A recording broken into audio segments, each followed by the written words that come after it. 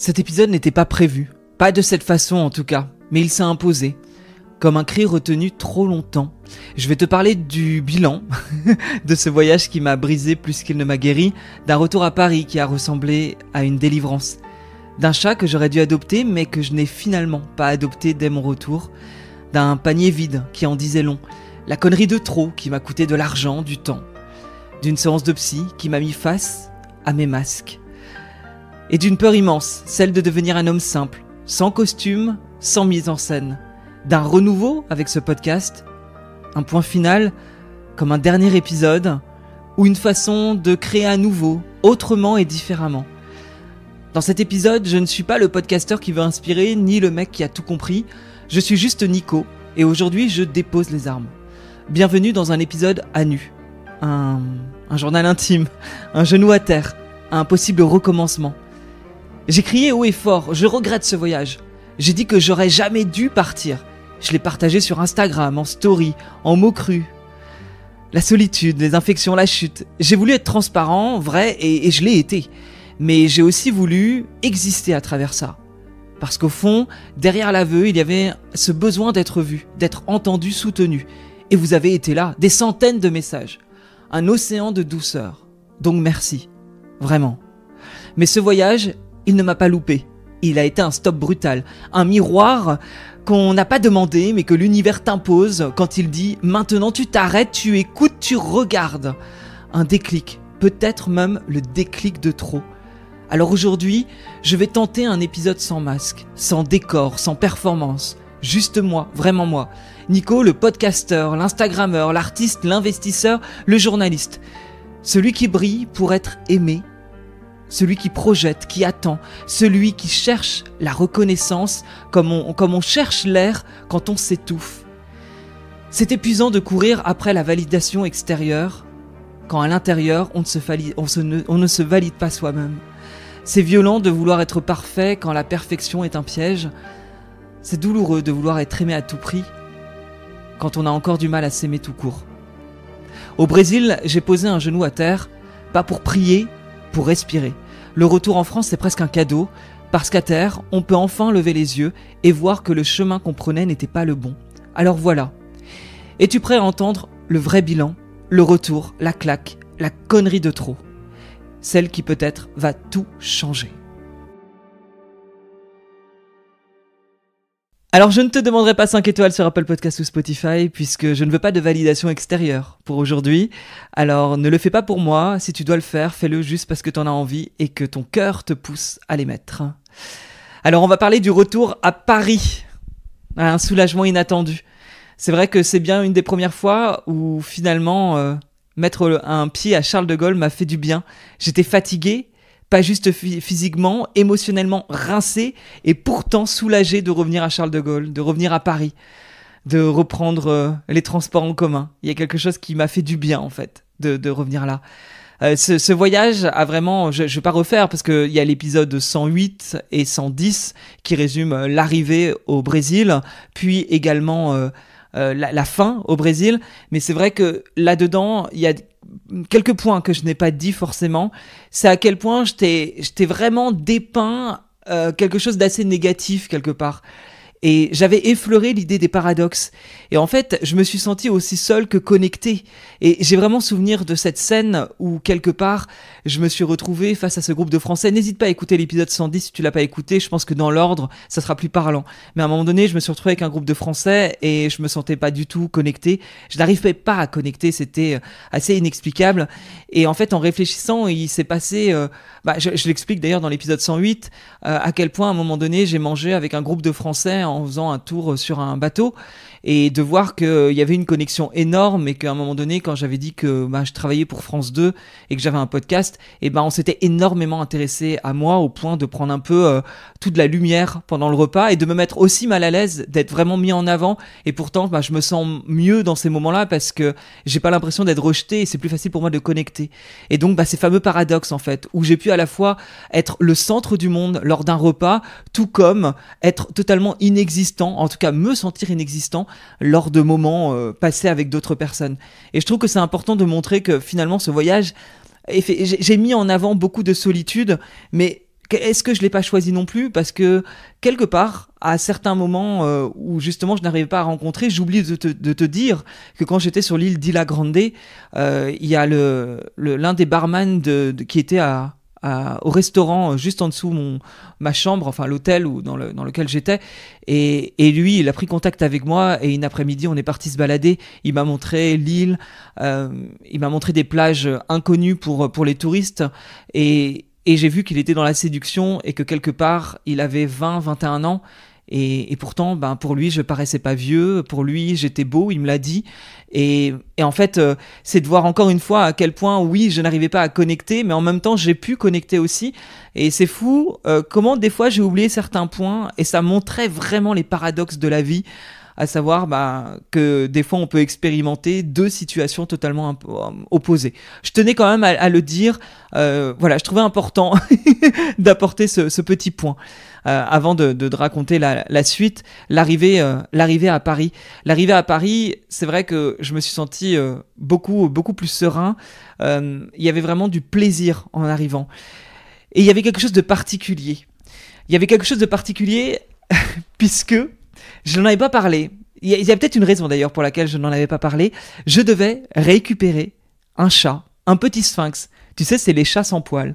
Ma passion depuis 1 an et demi. Ça fait 1 an et demi que je cherche un sphinx et que je suis extrêmement exigeant avec vraiment l'idée précise du sphinx que je veux.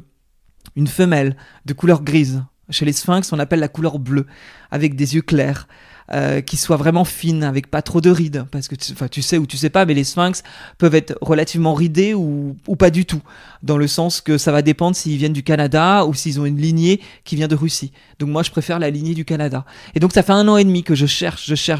C'est pas comme s'il y avait beaucoup d'élevage non plus, donc ça demande quelque part vraiment pour trouver entre guillemets le chat parfait pour moi, beaucoup de recherches, et je l'avais trouvé, ce qui fait que avant de partir au Brésil, je savais qu'en rentrant j'allais aller chercher ce chat, et il se trouve que j'avais planifié ça 24 heures après mon retour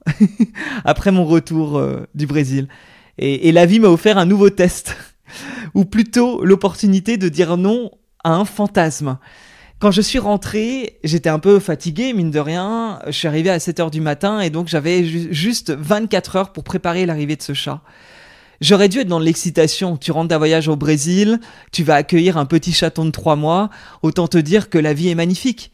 T'as normalement vécu un voyage extraordinaire, tu vas accueillir un petit être qui va faire partie de ta vie.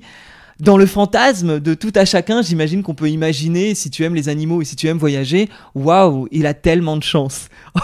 Or, en disant le mot, j'en rigole, mais or, effectivement, là, le voyage ne s'étant pas du tout passé comme prévu, on pouvait pas imaginer, mais moi j'avais tendance à penser, allez, on va quand même réussir à réaliser, entre guillemets, des attentes, un fantasme, et ça s'est pas du tout passé comme prévu, et j'ai vu quelque part que il y avait quelque chose de très étonnant, extrêmement étonnant. Je ressentais dans mon corps une certaine angoisse, je ressentais une certaine boule au ventre, au point que quand j'ai été acheter un panier, parce que forcément j'allais rentrer tard le lendemain soir, donc fallait être un peu prévoyant, et avant le Brésil j'avais pas eu le temps de prévoir tout ça. Quand j'ai été acheter un panier, j'ai demandé le ticket de caisse au cas où. Et ce ticket de caisse au cas où est quand même très significatif. Et pourtant, moi, je voyais pas les choses comme ça. J'étais là, on sait jamais. Mais le on sait jamais, je sais pas si tu es une femme et que tu as eu des enfants. J'imagine que quand tu étais enceinte, t'allais pas acheter des choses en prenant un ticket de caisse en mode on sait jamais. Non, évidemment, quand on veut un enfant, on se dit pas, on va l'abandonner à la naissance ou on va l'amener, on va le donner à quelqu'un d'autre. Évidemment que non. On a une envie, on a un désir, et sûrement qu'il y a de l'excitation. Moi, je suis pas une femme, mais j'imagine. Et donc, ne pouvant avoir d'enfant, en tout cas en tant que femme, et l'idée là d'avoir un chat, c'était un peu accueillir un être vivant qui, évidemment, n'est pas un enfant, mais quelque chose qui était censé me mettre en joie. Et pourtant, je sentais cette inquiétude, je sentais cette crainte et ce ticket de caisse qui était vraiment significatif. Le lendemain, mon réveil sonne à 4h45. Ça fait à peine 24 heures que je suis de retour en France et je prends déjà un vol pour aller à Toulouse, pour ensuite prendre un TER, pour ensuite arriver à Carcassonne et louer une voiture pour aller à une demi-heure de Carcassonne. Alors tu vas me dire, mais pourquoi tu vas aussi loin? Je rappelle que c'est un sphinx. Des élevages, il n'y en a pas partout. Et le sphinx que j'avais en tête, il se trouve que je l'avais trouvé dans la campagne de Carcassonne. Dans l'avion, j'ai écouté un podcast sur l'angoisse, sur l'anxiété. Parce que vraiment, je sentais cette boule au ventre et je comprenais pas pourquoi. Alors, je me suis dit, tiens, j'ai 1 heure d'avion, on va essayer de se détendre avec un podcast sur l'anxiété. Bon, ça pareil, certains diront que c'est un peu étonnant d'avoir choisi un podcast sur l'angoisse pour calmer son angoisse. Est-ce qu'il n'aurait pas été mieux d'écouter quelque chose de plus divertissant ? Peut-être. Le fait est que je suis arrivé là-bas, j'ai été prendre un panier, à ce moment-là, un panier de transport, parce que prenant l'avion avec EasyJet le matin, je pouvais pas avoir 2 sacs, je pense que tu connais un peu les règles, et donc je m'étais dit, c'est pas grave, j'irai dans une animalerie, et vu que je rentrais en train, je prendrais le panier de transport directement à Carcassonne. Et là c'est pareil, je vois que je doute un peu, j'hésite un peu pour le panier, est-ce que je prends un plus cher qui est design, ou un qui est moins cher, et je me dis, mais est-ce que tu vas pas le ramener, ce panier ? Alors c'est fou parce que là on est à 1 heure avant d'aller récupérer le chaton et se dire que à 1 heure avant de récupérer le chaton, je suis encore à me dire je garde le ticket de caisse au cas où, avec une boule au ventre. Les signaux étaient quand même assez présents et je me posais la question, j'ai quand même un podcast où j'ai parlé avec Laurent Gounel de l'intuition, comment on fait la différence entre l'intuition et la peur, l'intuition qui part du ventre et qui monte à la tête et la peur qui part de la tête et qui descend dans le ventre. Mais là, j'arrivais pas à savoir en fait. Est-ce que c'était une intuition? Est-ce que c'était une peur? Est-ce qu'il fallait pas que j'y aille? Ou est-ce que c'était une peur qui me poussait à y aller en mode c'est juste que t'as peur de l'inconnu? Donc il y avait énormément de choses qui se passaient dans ma tête et je ne savais pas comment le gérer. Et là, je prends la voiture, je pars, je me retrouve dans la campagne, au milieu des bois, dans une superbe maison, et je rencontre l'éleveuse. L'éleveuse qui m'avait prévenu, qui avait commencé un nouveau boulot, et vu que j'avais booké, moi, mon passage pour aller récupérer le chaton ce jour-là, avant le Brésil, elle ne savait pas qu'elle allait travailler. Et en fait, elle n'avait pas beaucoup de temps, parce que, ayant commencé un nouveau travail, elle n'avait que 10 minutes devant elle. Alors, faire adopter un chat en 10 minutes, je trouve ça trop court évidemment, mais je pense que c'était peut-être un mal pour un bien. Et quand je suis arrivé, c'est simple, quand j'ai vu la maman et le chaton, certes, je les trouvais très beaux, mais il y avait quelque chose qui me dérangeait et la douleur au ventre s'accentuait, la gorge se nouait énormément et j'étais là mais en fait c'est pas juste, je me voyais dans ma tête, je visualisais cette idée de je vais devoir ramener ou revendre le chat en septembre. Ce qui me paraît inconcevable. On n'adopte pas un animal pour le revendre par la suite. Ce n'est pas un pull, ce n'est pas une voiture. À un moment donné, je pense que y a des choses qui sont pas très graves si on les achète ou qu'on les revend ou donne par la suite. Mais évidemment, un animal, moi qui ai une conscience pour le bien-être animal, pour moi c'est quelque chose de très important. Là, je sentais que ça manquait de justesse et pourtant, je suis allé jusqu'au bout. Et d'ailleurs, le matin, quand j'ai pris l'avion, je me suis dit, est-ce que je le prends ou est-ce que je le prends pas? Je doutais à ce moment-là. Il y avait vraiment cette idée de va jusqu'au bout du processus. T'as donné un acompte, tu as booké ton vol et ton train il y a 1 mois et demi avant le Brésil, donc t'y vas maintenant. En fait, tu vas aller rencontrer l'éleveuse presque par respect et tu vas toi-même aller te confronter à la réalité d'un chat sphinx. Qu'est-ce que tu ressens? Et il se trouve que j'avais la douleur au ventre, que j'avais la gorge qui se serrait et c'était assez impressionnant de voir mon corps qui réagissait comme ça et j'essayais de gagner du temps en posant des questions et j'ai essayé, à un moment donné, vraiment, je disais comme si j'allais adopter le chat et j'ai demandé une sorte de linge avec son odeur pour pas la perturber dans le panier de transport. Et donc j'ai gagné 2 minutes le temps que l'éleveuse aille chercher ce linge. Et en fait, j'étais là comme si j'étais désolé auprès de ce petit chaton. De dire mais je crois que j'en suis pas capable, de ne pas sentir de connexion, de ne pas sentir justement une intuition juste et de me dire mais en fait c'est pas moi qu'elle a besoin et moi je n'ai pas besoin d'elle, mais sous-entendu on n'est pas connecté. C'est l'histoire que je me raconte bien évidemment et c'est la réalité, en tout cas c'est un ressenti. Et ça a été extrêmement dur. J'avais pas le temps. Il y avait 10 minutes. J'allais signer le contrat, faire le virement du reste. C'est des chats de race qui coûtent assez cher.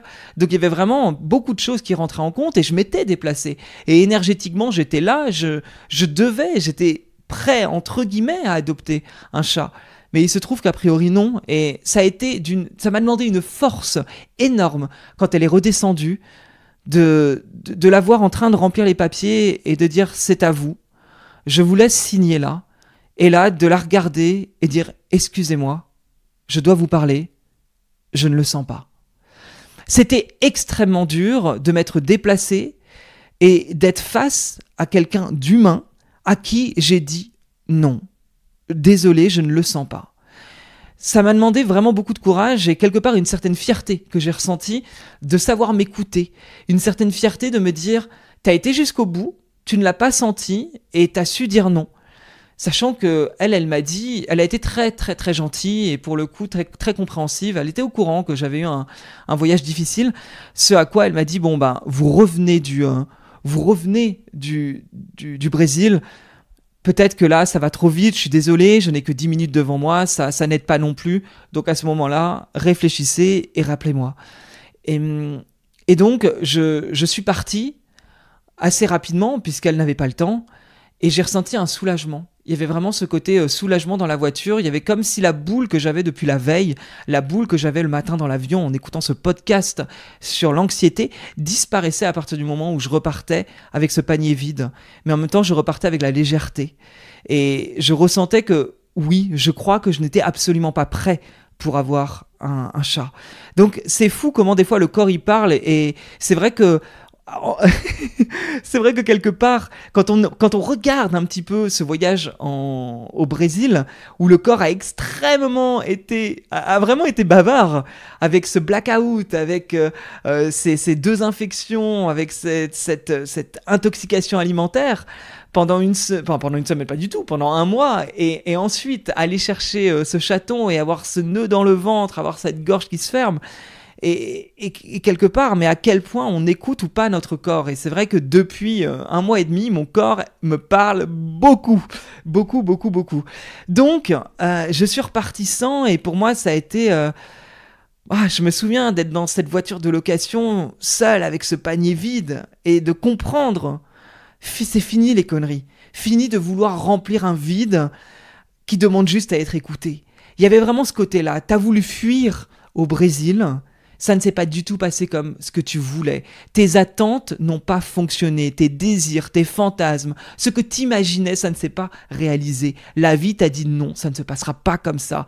Et ensuite, t'as voulu adopter un chat pareil. Dans cette idée, sûrement, je tiens à dire qu'il y avait une sorte de fantasme d'avoir un animal de compagnie quand je me sens seule.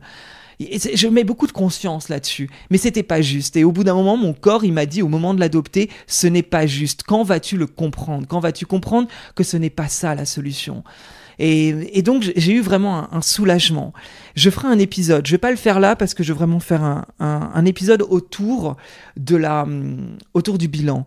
Je tiens à dire que dans les semaines à venir, assez rapidement, je vais te faire un épisode sur le hack qui permet de prendre une décision, parce que 2 jours ou 3 jours avant, j'avais écouté une interview d'Albert Moukébert qui donne un hack incroyable et ultime pour moi, qui m'a permis de changer la perception de comment faire un choix et comment prendre une décision, non pas dans le fantasme.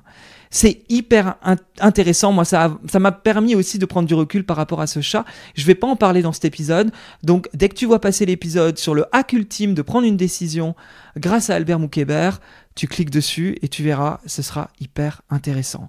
Et donc, je suis reparti seul dans ce train pendant 5 heures. Qu'est-ce que c'est loin, Carcassonne, en train. Et j'avais plus le panier que j'avais ramené du coup, et j'étais dans ce train et j'écoutais de la musique et je crois que je ressentais un soulagement. Et ça, c'est quelque chose par contre que j'ai souvent remarqué, c'est que quand on prend une bonne décision, on ressent du soulagement. Or, jusqu'au bout, au début, moi je ressentais une boule au ventre, donc quelque part ça montrait bien qu'il y avait un manque de justesse. Donc le retour à Paris n'était pas simple. Le retour à Paris était encore face à des choix, face à quelque chose qui me permettait de reconnecter à mon corps. Comme si je n'avais pas assez connecté à mon corps, ça continuait en fait. Et vraiment un peu ce point de maintenant, on prend soin de soi, maintenant on arrête de fuir.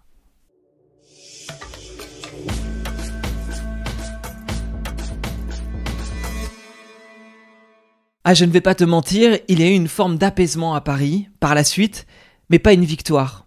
Une respiration, on va dire, et parfois c'est déjà beaucoup en fait, une respiration. Il se trouve que j'avais vraiment un besoin de connexion. Tu l'as senti, je pense, dans mes épisodes 108 et 110 au Brésil. J'avais un besoin de connexion. C'était quelque chose qui me manquait et j'avais du mal à connecter comme je voulais. Et je t'ai expliqué aussi que j'avais eu un petit froid avec mon meilleur ami.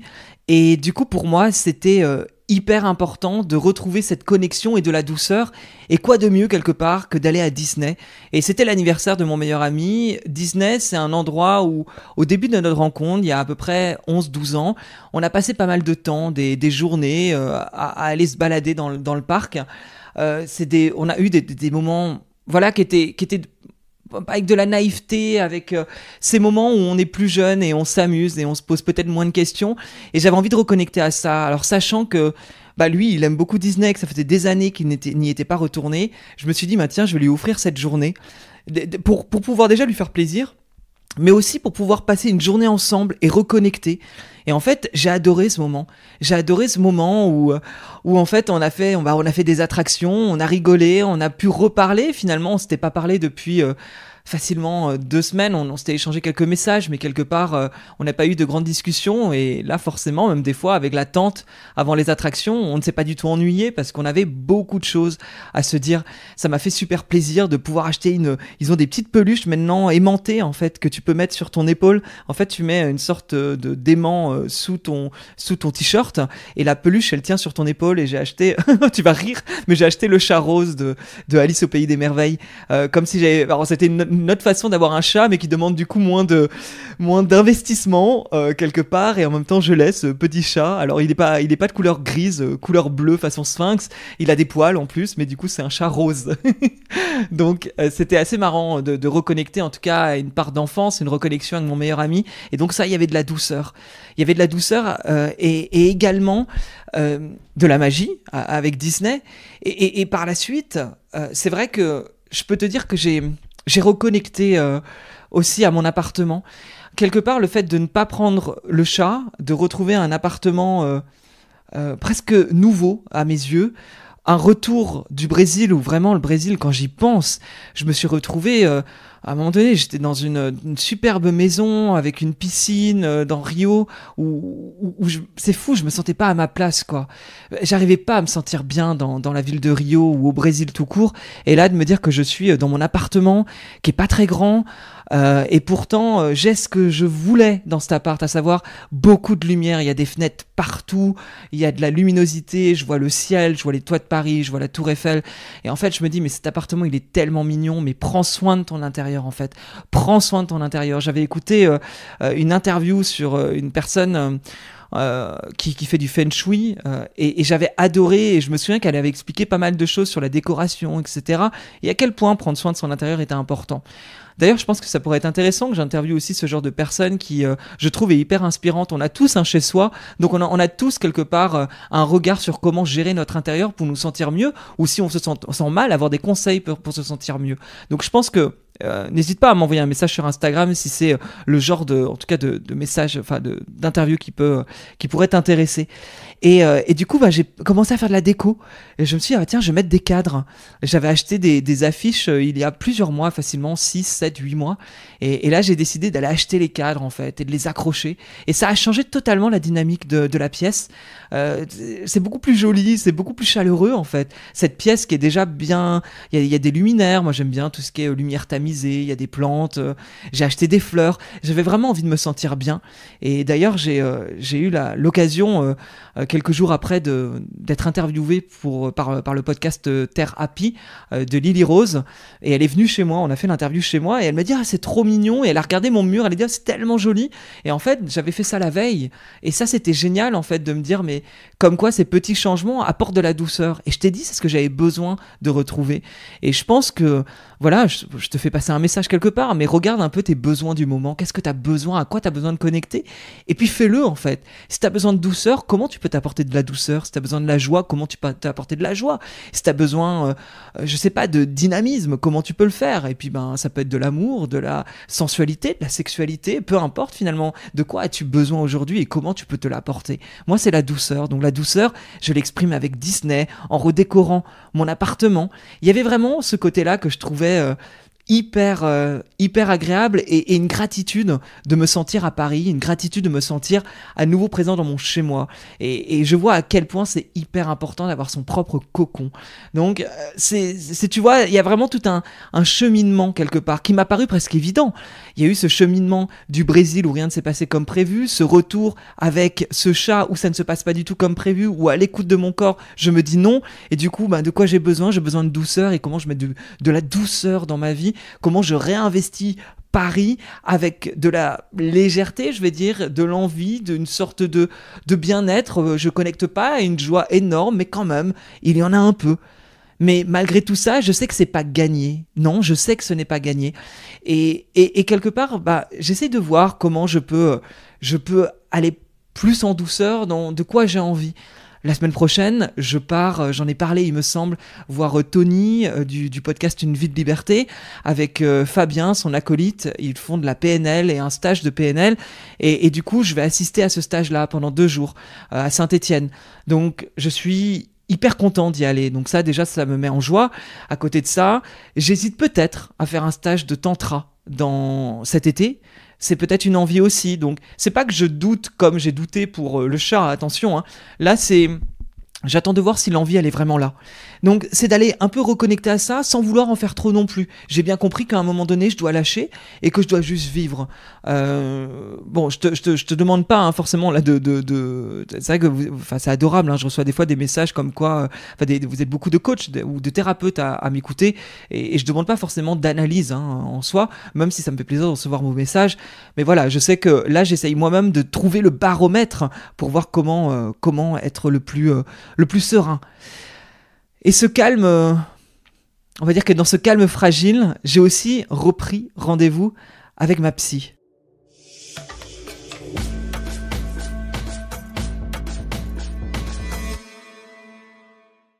Alors cette séance, c'était pas une promenade, c'était une descente en soi. Pas dans les abîmes, non, dans la vérité nue. C'est vrai que je ne l'avais pas vue depuis janvier, j'avais fait une petite pause entre guillemets, puisqu'à ce moment-là je faisais de la thérapie comportementale et cognitive.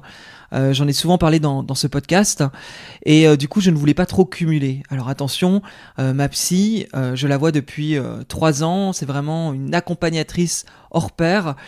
C'est quelqu'un que j'estime beaucoup et donc là c'était pas la fin, c'était une pause. Et avec tout ce qui s'est passé, je crois que j'avais besoin de reconnecter avec une personne qui soit à la fois dans la psychanalyse mais aussi dans une partie holistique. Et il se trouve que cette psy-là est vraiment dans les deux paradoxes. Elle arrive autant à expliquer de manière psy que de manière thérapeutique et holistique. Et avec tout ce qui s'est passé au Brésil, l'incompréhension quelque part de cet enchaînement d'un corps fatigué, j'avais besoin de voir une personne comme ça, qui plus est, qui me connaît.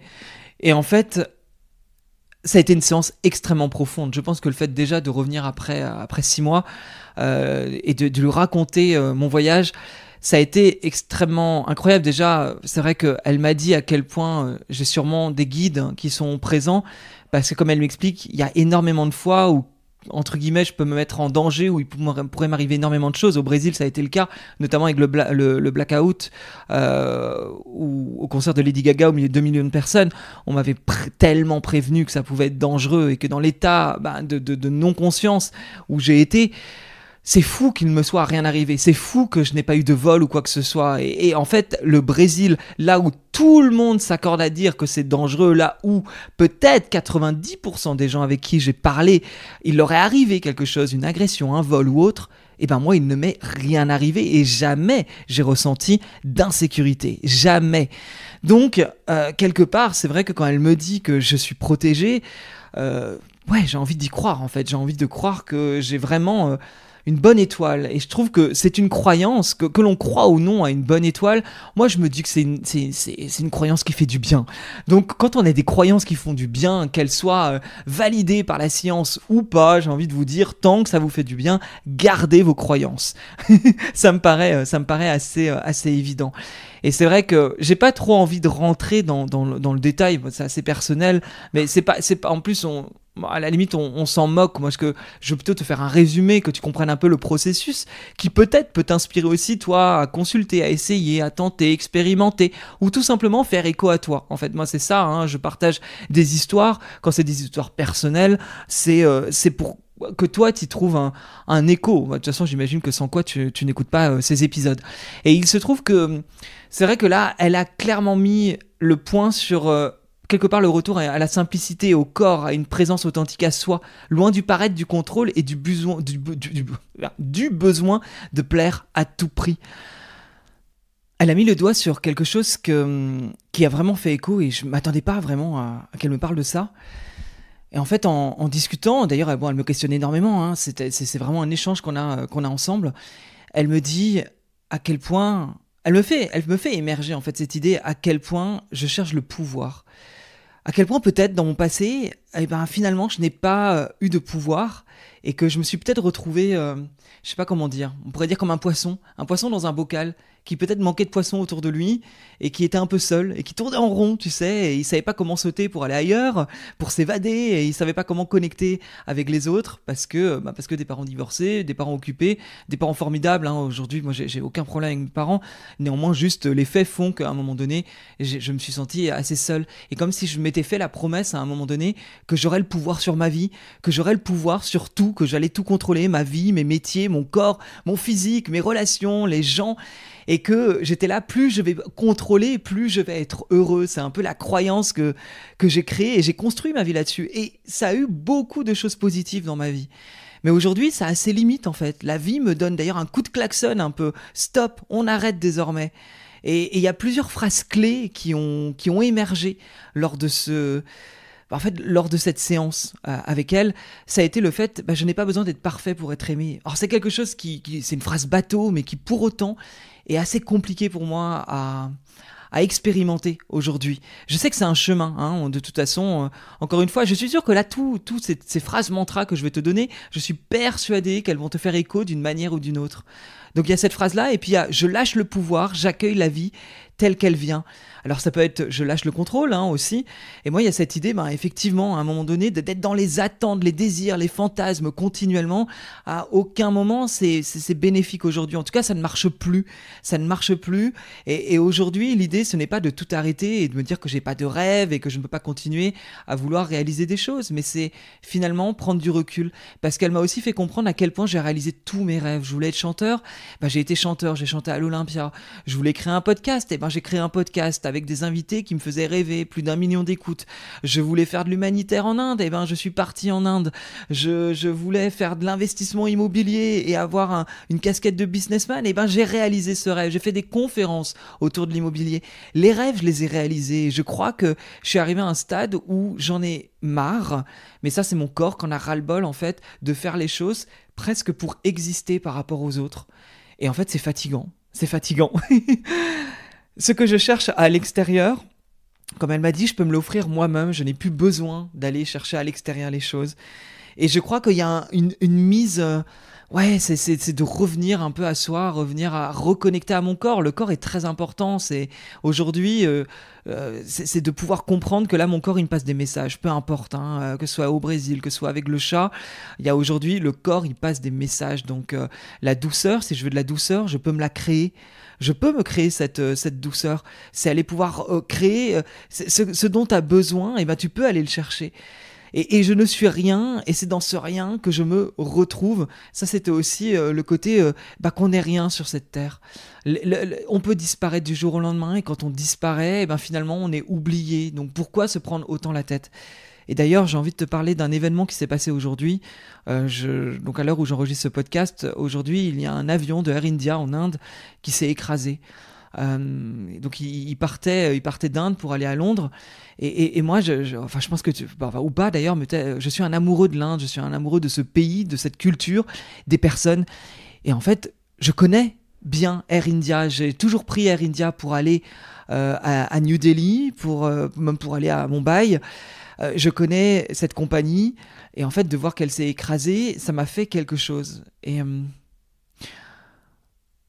je vais essayer de pas pleurer en te faisant ce podcast, parce que mon ex m'a envoyé un message tout à l'heure, et en fait, dans ce message, il montrait un couple de gays qui se filmaient en prenant l'avion pour repartir à Londres. Et ils étaient heureux, ils expliquaient à quel point l'Inde les avait guéris, les avait mis en joie. Et ils étaient souriants, ils avaient l'air de s'aimer terriblement et d'être heureux. Et en fait, une demi-heure, une heure après, ils s'écrasaient et ils décédaient. Et c'est affreux, ça me met en colère. Des fois, je me dis, mais comment la vie peut être si injuste, en fait? Et j'ai connecté au fait que ça aurait pu être moi et mon ex à l'époque, parce qu'on a voyagé en Inde ensemble, que mon meilleur ami est revenu d'Inde en novembre dernier, que ça aurait pu être lui dans un avion comme ça. Et ça me met terriblement en colère. Ça me met terriblement en colère, parce que je me dis que la vie ne tient qu'à un fil, qu'on peut disparaître du jour au lendemain, et que c'est terrible. Et quelque part, je me mets aussi en colère contre moi, parce que je me dis, mais c'est pas possible. Toi, t'étais au Brésil et tu es revenu sain et sauf, et t'arrives à te prendre la tête et à avoir des questionnements sur ta vie. Alors le but n'est pas d'être dans des comparaisons, parce que ça sert à rien de comparer. On a chacun nos vies, nos souffrances, nos traumas ou nos bonheurs et notre joie. Mais quelque part, je me dis, mais aujourd'hui, il y a eu ce drame-là, et toi, t'es revenu en France vivant, donc profite de la vie, kiffe. Et c'est des choses comme ça qui m'atteignent, en fait. Je regarde plus beaucoup les informations, parce qu'il y a cette forme d'hypersensibilité, en fait. Il y a vraiment cette forme d'hypersensibilité. Quand je vois des drames, ça me touche terriblement. Je sais que potentiellement, je peux en faire des cauchemars cette nuit, tant quelque part, je me projette sur ce qui s'est passé, de par le fait que je reviens d'un voyage, de par le fait que je connais aussi l'Inde et Air India. Alors évidemment, des avions, il y en a tous les jours, et que si on pense à ça, on ne prend plus l'avion, on ne fait plus rien, on ne va plus faire nos courses de peur d'être écrasé. Mais quelque part, il y a cette colère contre les drames incompréhensibles de ces personnes qui n'ont rien demandé, et où la vie se termine du jour au lendemain. Et peut-être cette colère aussi contre moi, sur le fait de pourquoi me poser autant de questions, là où justement, à un moment donné, putain, vis ta vie, en fait, vis ta vie, et arrête de réfléchir autant, et sois dans l'écoute personnelle. Enfin voilà, je comptais pas du tout parler de cet événement, mais c'est quelque chose, voilà, qui me touche. Et quand du coup aujourd'hui ma psy m'a dit, on n'est rien sur cette terre, on arrive sur cette terre et on disparaît, et même des présidents qui ont semé peut-être leurs graines, on les oublie. Alors finalement, faire du mieux qu'on peut, et connecter à notre joie, connecter à nos envies, et en fait juste arrêter d'être dans cette peut-être de se considérer trop, et justement de vouloir être dans le contrôle, de vouloir exister par rapport aux autres, de vouloir chercher le bonheur à l'extérieur, mais en fait vivre sa vie avec ses envies, ses intentions, vivre sa vie avec sa joie personnelle, avec sa propre unicité. Et ça a été, voilà, c'est quelque chose pour moi qui là m'a beaucoup parlé. Je pense que voilà, entre le retour en France, ma psy, et ce qui s'est passé aujourd'hui, et cette vidéo qui m'a extrêmement touché, ça secoue énormément de choses, et c'est pour ça que je te disais, je fais ce podcast presque vraiment à vif, quoi, finalement. Alors, et maintenant, qu'est-ce que je fais de tout ça ?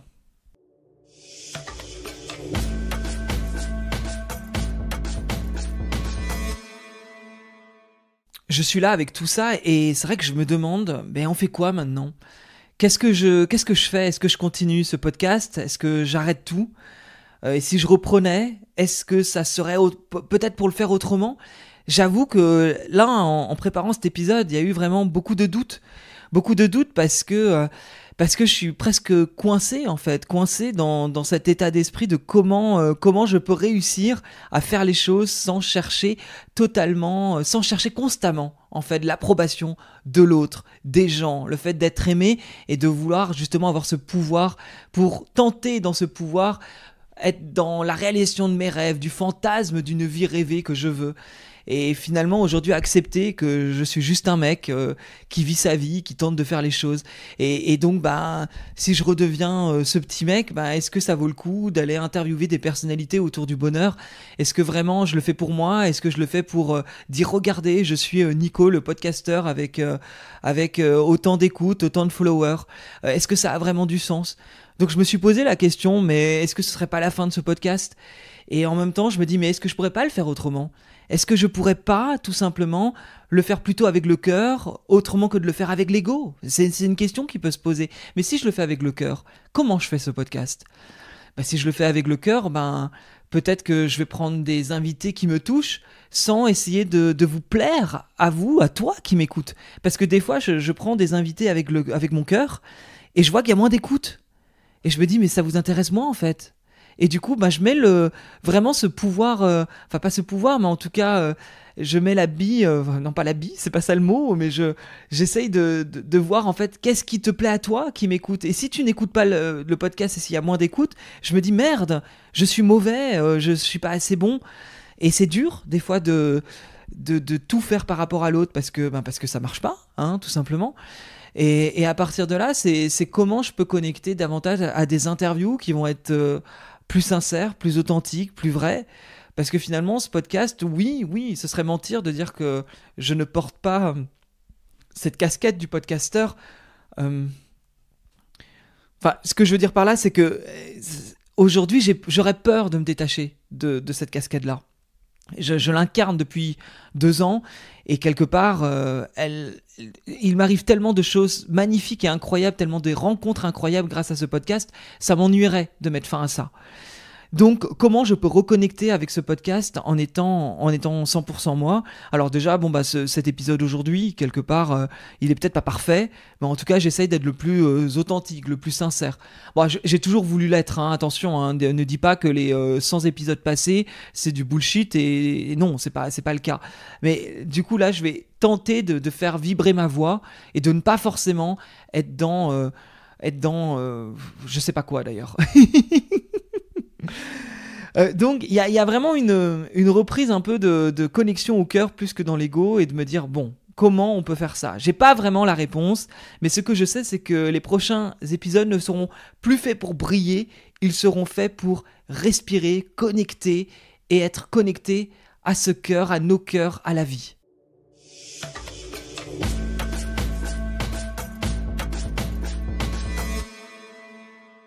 Alors j'aimerais te dire que ce voyage m'a aligné, que je suis un homme éveillé, apaisé, lumineux.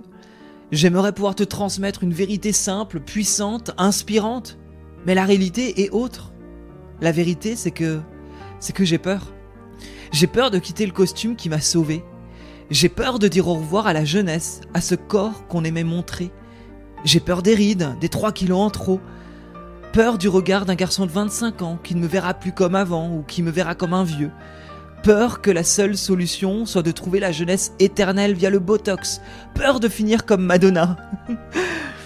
Peur que la perfection soit la seule carte que j'ai pour être aimé. Peur que lâcher le contrôle, ce soit perdre mes rêves. Peur de ne plus avoir envie. Peur de ne pas savoir comment vivre autrement que dans le faire, dans le briller, dans le prouver. Peur d'être juste un mec normal, avec ses boutons, ses doutes, ses pitchs au goûter et son épisode de Secret Story pour laver sa tête. Peur de ne plus être productif, peur de ne pas paraître incroyable aux yeux des autres, peur de finir seul, vieux, aigri, célibataire, avec un chat comme compagnon, peur de vous dire mes faiblesses. Mais peut-être que c'est ça, c'est là justement, que la vraie paix, c'est d'accepter tout ça. D'être celui qui pleure, qui doute, qui râle, qui n'a pas toujours envie de méditer.